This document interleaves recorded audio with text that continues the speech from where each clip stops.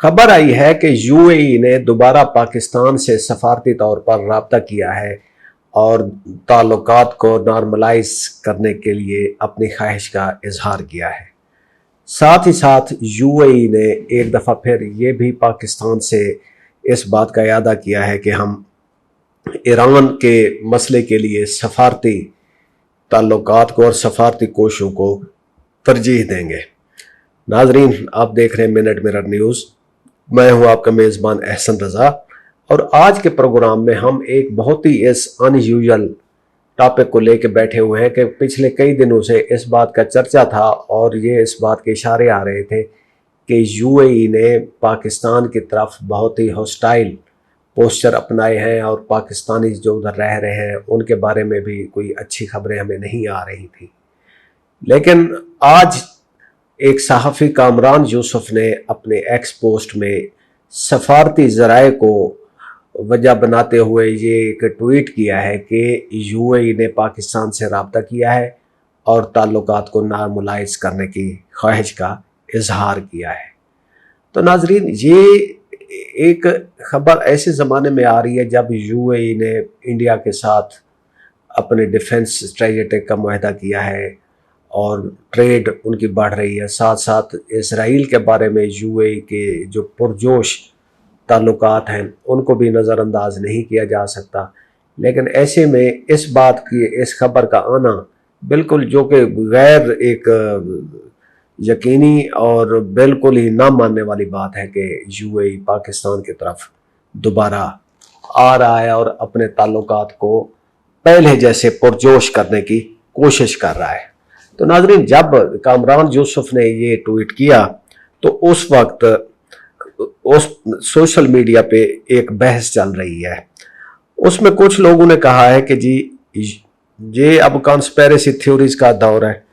کچھ لوگ کہہ رہے ہیں کہ جی یو اے ای سمجھ چکا ہے کہ اسرائیل اور ایران کی لڑائی جو ہے نا وہ ایک دکھاوا ہے۔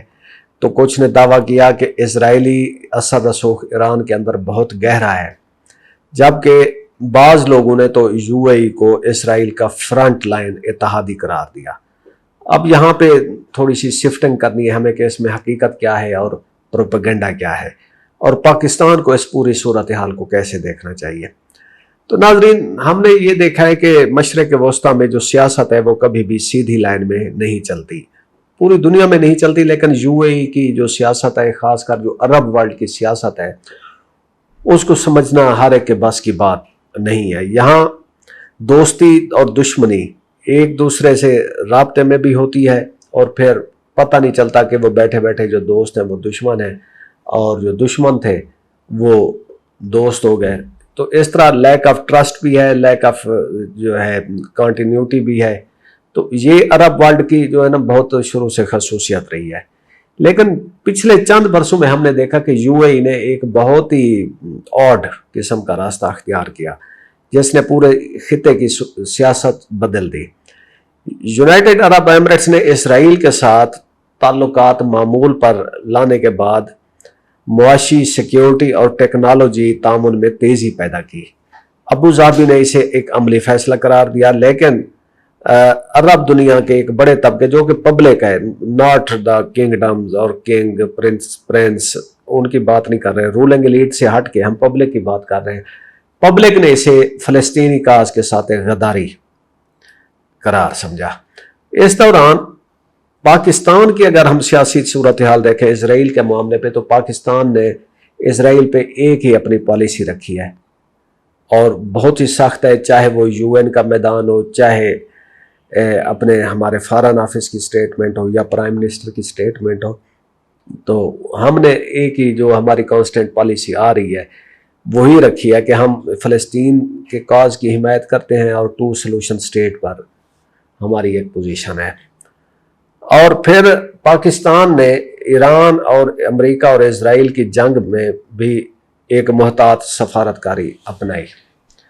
اب اگر بات یہ ہے کہ یو اے ای پاکستان کے قریب کیوں آنا چاہتا ہے، یہ پاکستانی عوام کے لیے ایک اچھی خبر ہے، جن کے ویزے بند ہو گئے تھے، جن کے کنٹیکٹس بالکل وہ ہو گئے تھے، ٹرانزٹ ویزا نہیں، وزٹ ویزا نہیں، اور ان کی ایکسپلشن، ڈپورٹ یہ ساری خبریں چل رہی تھی تو ان میں اس خبر کا آنا کہ جی یو اے ای پاکستان کے ساتھ تعلقات بڑھانا چاہتا ہے، تو یہ پبلک کے طور پر تو بہت ہی اس کو ویلکم کیا جائے گا، لیکن ہم اس میں دیکھتے ہیں کہ اس فیصلے کے پیچھے صورتحال وجہ کیا ہے۔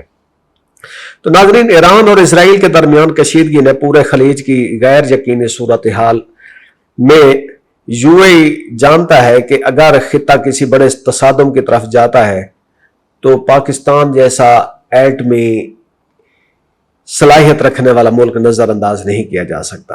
حالانکہ یو اے ای کے انڈیا کے ساتھ بھی بہت اچھے روابط ہیں اور انڈیا بھی ایک نیوکلیئر پاور ہے، لیکن at the end of the day U A E ایک مسلم کنٹری ہے، یو اے ای ایک عرب ورلڈ کا ایک بہت اہم پلر ہے، اور پاکستان بھی ایک مسلم دنیا کا بہت امپورٹنٹ کنٹری ہے۔